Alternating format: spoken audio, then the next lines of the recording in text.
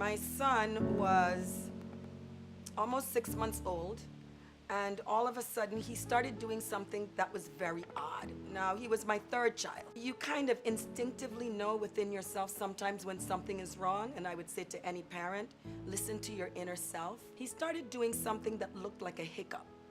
But when a child hiccups, especially an infant, there's a tendency for this little spot in here to like go in. That wasn't happening. And there was no sound. And I thought, I wonder if he's having a seizure. And it would happen when he woke up from nap. So I took him to more than one pediatrician on St. Thomas, and all of them kept saying there's nothing wrong. They did all his neurologicals. They all came out normal, but there was something different about my son. And so I insisted that there was something different, and they sent me to see a pediatrician in Puerto Rico. And the pediatrician in Puerto Rico said, no, his neurological tests are coming out fine. I don't think he's having seizures. Maybe he's having breath-holding spells, or maybe he has a calcium deficiency. So I wasn't convinced that either of those were the answer. And so we took him to Children's Hospital in Washington, D.C. And there they did a battery of tests, and they said, oh, what he has is infantile spasms, and so he just needs shots of ACTH. It's something that he can outgrow. Since you're a nurse, you can give him the shots. This is perfect. Then we got to the hospital the morning, and as we're approaching the elevator, here comes one of the doctors that we had met and had worked with our son. And he said, I hope you had a good night's rest. And my husband says to me when we were in the elevator, I don't like the sound of that. And we got into the room, into Lee's room, and then all of a sudden, all these people started coming into the room, and I knew then, he knew before, but I knew then, this is not good news. And now they'd gotten the results of the MRI, and it's worst case scenario. Your son has lissencephaly, he has a smooth brain, he doesn't have the capacity to learn, and he's probably not going to live a very long life. People say, don't give your baby too much hand. Too much hand's going to spoil the baby. But an infant, you can't give too much hand to an infant. They aren't thinking about how to get back at you or how to be controlling. An infant needs hand, and touch and interaction and that warm nurturance. That is really what grows a baby's brain, and that really is what creates that bond between the parent and the child, whether it's a father, mother, or a grandmother, whoever's taking care of the child. In terms of looking at your child and seeing where they fit, today we have so much more available to us than we had before. You can Google. If your child is 2 months old and you have a gnawing feeling that something is different, look up developmental milestones. What should my child be able to do between 0 months and 3 months? Should he be able to lift his head up and hold it on his own? Should he be able to follow an object, anticipate a bottle? What are the things that he should be able to do?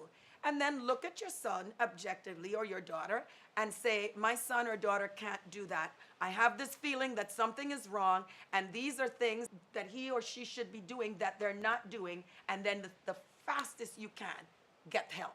Sometimes, a parent will say, oh, well, my sister didn't walk till she was 2 and she's okay, or my husband didn't talk until he was 3 and he turned out okay. And I think that a lot of times parents will have that kind of reaction, and so there are lots of times people will be self-blame or angry at the system.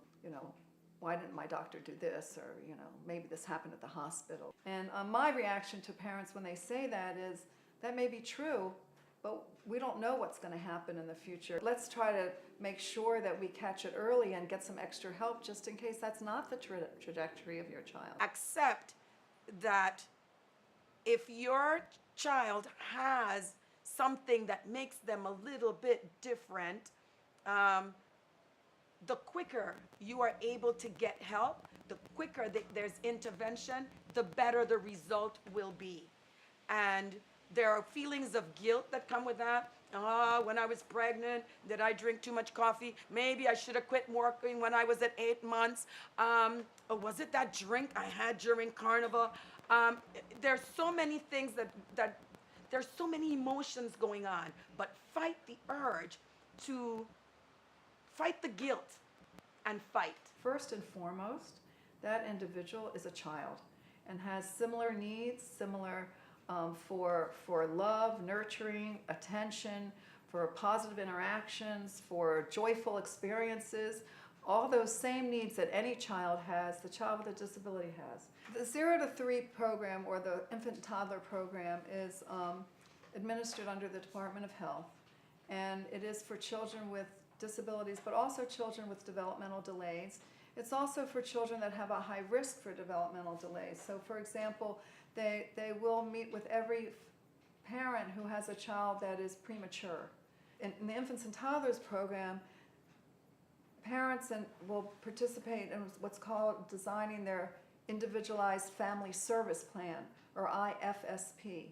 For children ages 3 to 21, they get an IEP, or Individualized Education Plan. So the focus for birth to 3 is really on the child and the family, and in providing the family with assistance in how they can help their child develop and succeed and improve.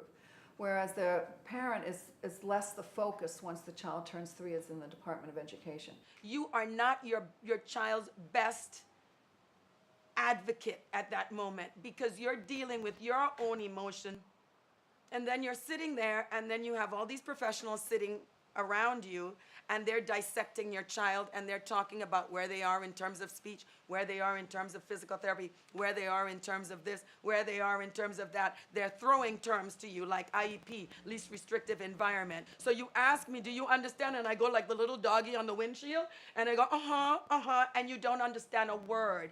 First of all, because you're so emotionally stressed out. Secondly, you're throwing things at me that I don't even know what they mean. And thirdly, I don't know that I want to tell you that I don't get it. Sign on the dotted line and walk away, and then 2 weeks later, they're all bent out of shape because, well, that's not what I want. Well, you signed the paper, you said you agreed. So it's important that someone who knows the system and who can represent for you to be there, particularly with that very first and initial IEP. When professionals start using what I call alphabet soup, and they start throwing out the IDEA and IFSP and and IEP and all these, that's a real advocacy moment for parents to be able to say, wait a minute, what is that? What does that mean? I think it's to stop professionals, and I think most professionals try to explain or say it out, but we as on all professionals, we get into our professional jargon, and I think it's just really important for parents to say, listen, I'm not a special educator, so please describe what that is. Accept yourself as an expert on your own child. That in and of itself is very empowering, so that when you walk into a room and to do an IEP with all these people, these professional people, that you see yourself as an equal partner there. Your voice needs to be heard. There's a requirement that the plan be reviewed annually, but it does not mean that you have to wait till the annual review to express concerns. The team meeting can be called by anyone.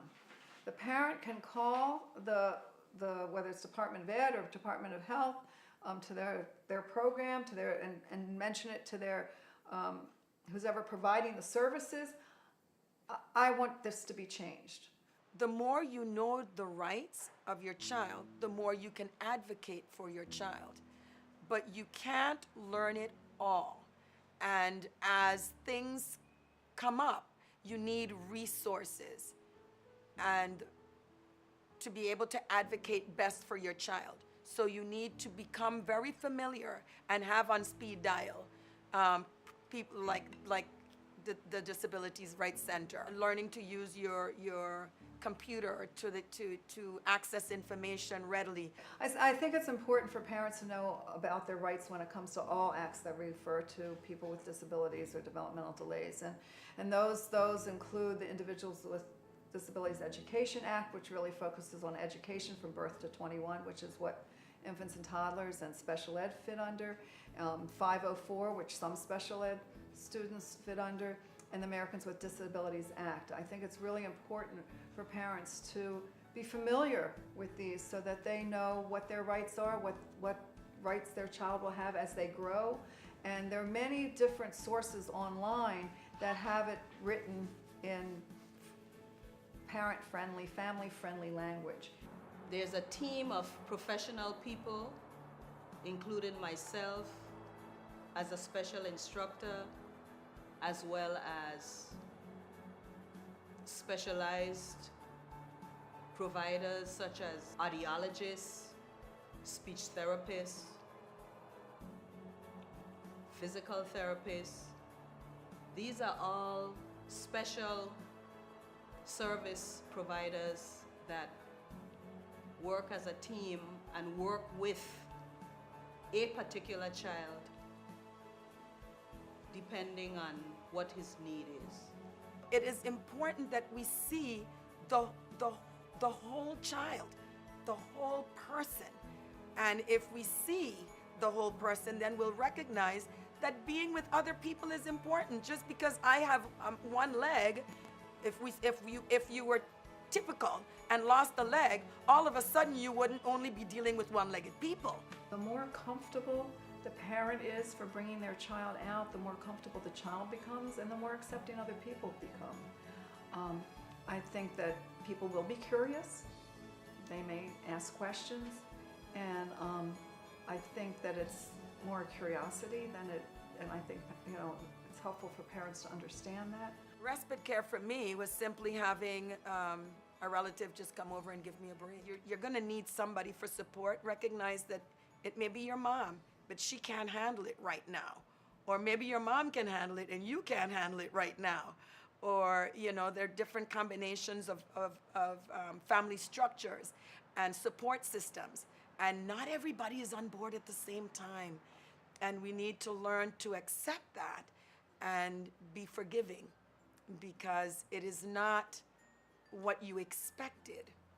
And in everything that is unexpected, sometimes people are able to handle it and some people aren't.